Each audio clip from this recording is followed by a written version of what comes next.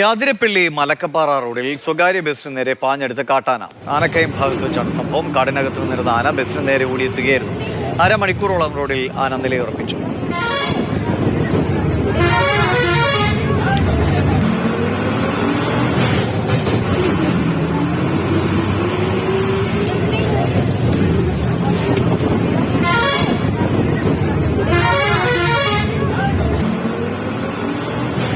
ലിഷോയ് വിവരങ്ങൾ വേണ്ടി. ലിഷോയ്, ഈ റൂട്ടിൽ ഇടയ്ക്കിടയ്ക്ക് സംഭവിക്കാറുള്ളതാണല്ലോ അല്ലേ ഇത്?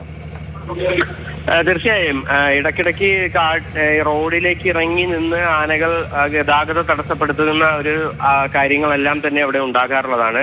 നമുക്കറിയാം, ആതിരപ്പള്ളിയിൽ നിന്ന് മലക്കപ്പാറയിലേക്കുള്ള റോഡ് എന്ന് പറയുന്നത് വനത്തിന് നടുവിലൂടെയുള്ള റോഡാണ്. അതിനാൽ തന്നെ അവിടെ ആന ഇറങ്ങുന്നതൊക്കെ പതിവായൊരു കാര്യമാണ്.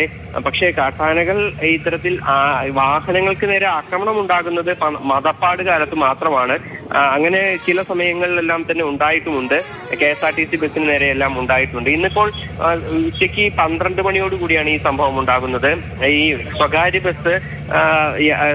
ബസ് ഈ മേഖലയിലൂടെ പോകുമ്പോൾ ആ കാടിന് ഒരു ഓരത്ത് നിൽക്കുകയായിരുന്നു. റോഡിന്റെ ഒരു ഭാഗത്ത് കാടിനോട് ചേർന്ന് നിൽക്കുകയായിരുന്നു ഈ കാട്ടാന. ബസ് അങ്ങോട്ടേക്ക് എത്തിയ ആ ഒരു സമയത്ത് തന്നെ ആന പെട്ടെന്ന് ബസ്സിനെ ആക്രമിക്കാനായി ഇത്തരത്തിൽ പാഞ്ഞെടുക്കുകയായിരുന്നു. ഉടൻ തന്നെ ബസ് വേഗത കൂട്ടിയതിനാൽ മറ്റ് അപകടങ്ങളൊന്നും തന്നെ ഉണ്ടായില്ല. ബസ്സിൽ ഉണ്ടായിരുന്ന ഒരു യാത്രക്കാരനാണ് ഈ ദൃശ്യങ്ങൾ പകർത്തിയത്. എന്തായാലും അതിനുശേഷം കുറച്ചു നേരം ആ ആന റോഡിൽ തന്നെ നിലയുറപ്പിക്കുകയും ചെയ്ത് പിന്നീട് കാട്ടിലേക്ക് കയറി പോവുകയാണ് ഉണ്ടായത്.